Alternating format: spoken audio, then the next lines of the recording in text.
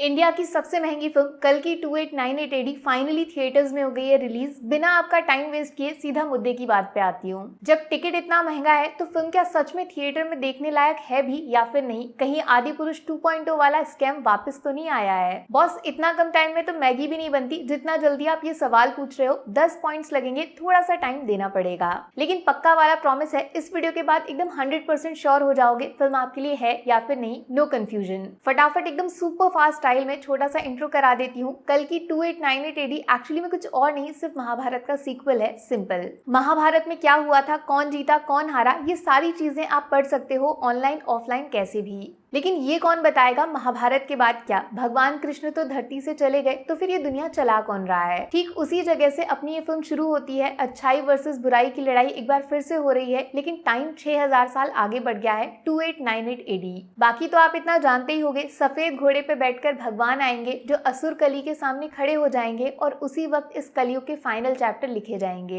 इतना रिसर्च तो आप खुद से कर ही चुके होंगे। बस सबसे बड़ा सवाल, भैरवा है कौन, कल्कि है कि नहीं? टेंशन नॉट, सारे जवाब फिल्म में मिल जाएंगे। हाँ, एक हिंट मैं अभी से दे सकती हूँ, दिमाग के घोड़े दौड़ाना बंद कर दो, क्योंकि एक्चुअली में फिल्म के अंदर प्रभास का कैरेक्टर आप इस जन्म में गेस नहीं कर पाओगे। अब आ जाते हैं सीरियस वाले पॉइंट नंबर 1 पे। अगर आप बाहुबली के फैन हो और उसी टाइप का सिनेमा दोबारा देखने की एक्सपेक्टेशन से थिएटर जा रहे हो, मत जाना। सीधा बोल रही हूँ, किसी की बात मत सुनना। कल की 2898 एडी बाहुबली जैसी फिल्म बिल्कुल नहीं है, वो प्योर मास सिनेमा था, जबकि ये महाभारत है। नहीं समझे? बाहुबली में फिल्म के मेकर्स ने सब कुछ प्लेट पे सजा के दिया था, आपको जरा सा भी 1% दिमाग नहीं लगाना पड़ा फिल्म के किसी सीन को समझने में। जबकि कल की एक स्मार्ट फिल्म है बॉस, इसका एक सीन एक्चुअली में सीधा कनेक्टेड है बाकी 4-5 अलग अलग सीन्स के साथ। माने कहानी जलेबी जैसी गोल गोल है। महाभारत अगर पढ़ी है या फिर उसके बारे में सुना है तो जानते होगे एक एक कैरेक्टर कितना जरूरी है, कितना कंफ्यूजिंग है। चेस का गेम बोल सकते हो। कहने का मतलब ये है कि कल की देखने जाओगे तो दिमाग साथ में लेकर जाना पड़ेगा। बाहुबली जैसा सिर्फ मास प्रेजेंटेशन बेस्ड सिनेमा यहाँ नहीं मिलेगा।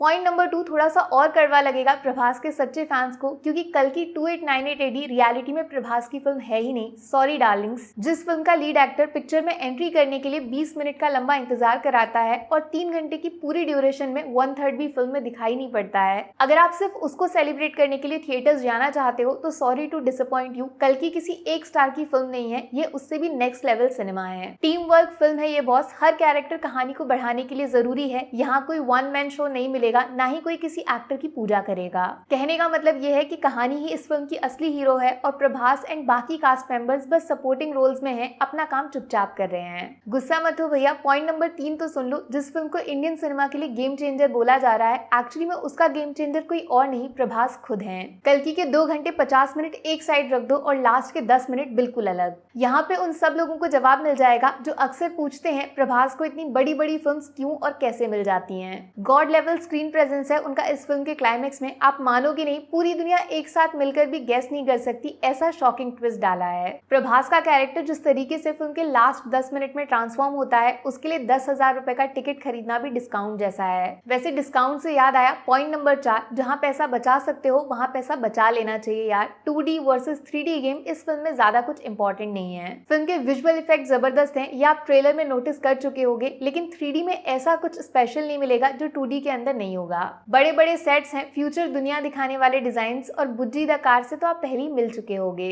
ऑनेस्टली ये सब 2D में भी उतना ही कमाल के दिखेंगे जितना 3D में, तो ये वाला पॉइंट थोड़ा पर्सनल एडवाइस जैसा है। एक्स्ट्रा पैसे खर्च मत करना 3D के चक्कर में। जैसे ब्रह्मास्त्र आई थी ना, उस फिल्म के अंदर सिर्फ 3D सीन्स ही उसका बेस्ट पार्ट थे। अगर थिएटर में 3D नहीं देखते तो पिक्चर के अंदर कुछ बचता ही नहीं। लेकिन कल्कि को 2D 3D से ज्यादा फर्क पड़ता नहीं है, क्योंकि ये फिल्म आपको सिर्फ आंखों से नहीं दिमाग पे जाके हिट करके इम्प्रेस करना चाहती है। दिमाग खर्च करो, पैसा नहीं। अब वापस पॉइंट नंबर 5, सबसे इंपॉर्टेंट। नाग अश्विन के पास कहानी सुनाने के लिए बहुत कुछ है। डायरेक्ट माइथोलॉजी का खजाना खोल दिया इन्होंने, बट कहानी सुनाने का तरीका यार थोड़ा सा कैजुअल है। फिल्म में बहुत सारी जगह पे ऐसा लगेगा ये सीन खत्म क्यों नहीं हुआ अभी तक, स्लो लंबा रबर जैसा। कुछ अनवांटेड मटेरियल भी है, जैसे दिशा वाला एक लंबा सीक्वेंस, उसके बिना फिल्म थोड़ा और फास्ट हो सकती थी। इससे मेन कहानी पे ब्रेक और ऑडियंस भटक जाती है। माने फर्स्ट हाफ में तो पब्लिक को सिर्फ रेडी किया जाता है वर्ल्ड क्रिएशन करके, रूल्स क्या है, प्रेजेंट में क्या चल रहा है, गंगा का पानी क्यों सूख गया, वगैरह वगैरह। लेकिन सेकंड हाफ आते ही नाग अश्विन स्विच हो जाते हैं नरेशन से सीधा प्रेजेंटेशन पे। Action action action. 80% फिल्म का सेकंड हाफ ओनली मार धाड़ होगा।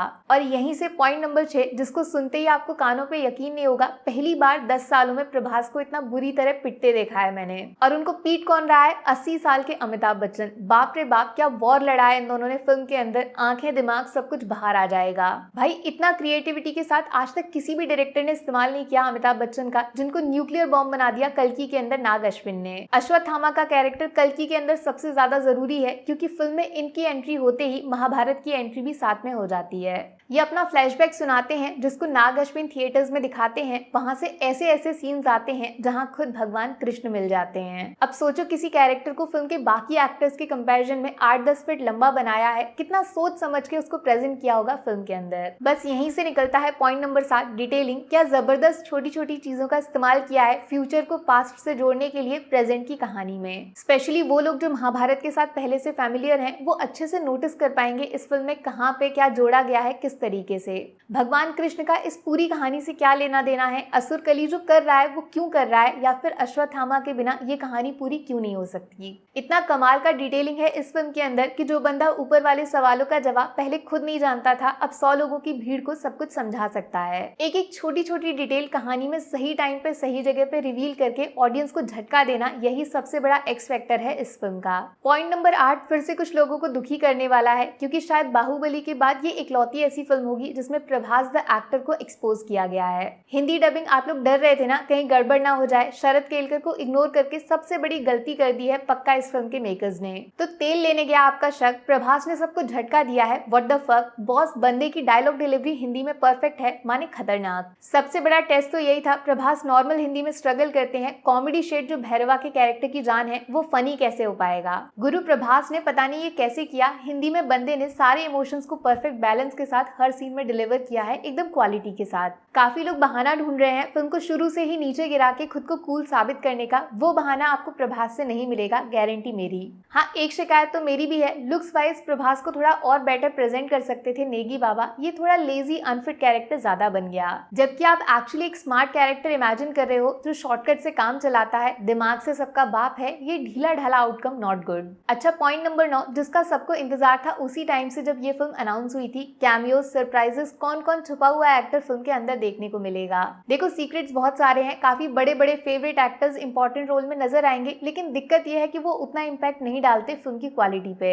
बस ऑडियंस को खुश करने वाले कैमियोज हैं, जबकि फिल्म उनके बिना भी वैसे की वैसी रहती, कुछ खास बदल नहीं जाता। कैमियोज का सही इस्तेमाल नहीं हुआ है। वैसे दीपिका पादुकोण वाला कैरेक्टर तो कैमियो भी नहीं है, सबसे इंपॉर्टेंट है इस पूरी कहानी के लिए, लेकिन उनका आउटपुट भी थोड़ा एवरेज लग सकता है। ज्यादा रिवील नहीं करूंगी। हाँ, इंटरवल से ठीक पहले शायद दीपिका के करियर का बेस्ट सीन थिएटर में जो आपने देखा वो नाग अश्विन ने क्रिएट किया है, लेकिन उसके अलावा बाकी सारी फिल्में इनके डायलॉग्स बड़े बकवास टाइप के हैं। बुरा ना मानो, एक्ट्रेस इतनी बड़ी लेकिन कैरेक्टर की राइटिंग इतनी नॉर्मल, क्यों भाई? ड्यून के साथ इस फिल्म को कंपेयर करते हो ना आप। हाँ तो चलो विजुअल्स थोड़े सिमिलर हो सकते हैं, लेकिन वहाँ कहानी में जो ये मैडम ने इम्पैक्ट डाला था उसका 10% भी दीपिका को बनाने का चांस नहीं दिया गया। कभी बेचारे अश्वत्थामा के सहारे तो कभी सुप्रीम यास्किन। खुद का आइडेंटिटी सिर्फ ऑडियंस के दिमाग में चल रहा है, स्क्रीन पे ज्यादा कुछ करने का मौका नहीं मिला एक्सेप्ट वो इंटरवल वाला फाड़ू सीन। अब नाम ले ही लिया है तो बात कर ही लेते हैं। पॉइंट नंबर 10 सुप्रीम यास्किन, जिनकी वजह से फिल्म का हाइप इतना ज्यादा मल्टीप्लाई कर गया था ट्रेलर आने के बाद। जानते हो कमल हसन सिंगल हैंडेडली जिम्मेदार होंगे इस फिल्म को देखने वाली ऑडियंस को 2 सेक्शंस में डिवाइड करने के लिए, क्योंकि कुछ ऑडियंस है सोशल मीडिया पे एक्टिव रहने वाली, वो अपना होमवर्क करके थिएटर गई थी, इसीलिए कहानी में क्या हुआ कैसे हुआ उनको आइडिया था। जबकि एक ऑडियंस है डायरेक्ट थिएटर में फिल्म को फर्स्ट टाइम एक्सपीरियंस करने वाली, वो सीधा आपसे आके पूछेगी भाई इसमें विलन कौन था, कहाँ था, क्या हुआ एंड में। ये जो दूसरी कैटेगरी है ना बॉस, आप लोग एकदम दूर रहो फिल्म से, वरना कमल हसन ने जो सिर्फ 2 सीन से 2 घंटे की पिक्चर को हरा दिया, उनको क्रेडिट नहीं मिल पाएगा। कमल हसन को इतना कम क्यों दिखाया, ये बात जो समझ गए उनके लिए पिक्चर हो जाएगी मास्टरपीस, और जो उनको पूरे 2 घंटे ढूंढते रह गए वो बोलेंगे टाइम वेस्ट। अब सब कुछ ले दे के बात स्टार्स की आती है तो 5 में से 4 मिलने चाहिए, लेकिन वो क्लाइमेक्स वाला फाइनल सीक्वेंस भैया वहां तो 400 स्टार्स भी कम पड़ेंगे। स्पेशली जो ट्विस्ट डाला है नेगी बाबा ने, जबरदस्त यार। महाभारत का ऐसा इस्तेमाल फिल्म के पार्ट 2 को हाइप करने के लिए डायरेक्टर के विजन को सैल्यूट है बॉस। फिल्म देखने जरूर जाओ, थिएटर्स में ही इसका असली मजा आएगा, लेकिन फैमिली वालों को सिर्फ तब लेकर जाना जब उनको महाभारत में इंटरेस्ट इंटरेस्ट आता हो, वरना ये 3 घंटे उनके लिए एवेंजर्स एंड गेम जैसे हो जाएंगे, वो भी तब जब MCU की एक भी फिल्म ना देखी हो उन्होंने। समझदार समझ गए। बाकी वीडियो में कुछ पसंद आया हो या फिर कुछ शिकायत करनी हो तो मैं आपको इंस्टाग्राम पे भी मिल जाऊंगी, वरना थोड़ा सा इंतजार करिए, मिलूंगी आपसे अगले वीडियो में। Take care, bye bye.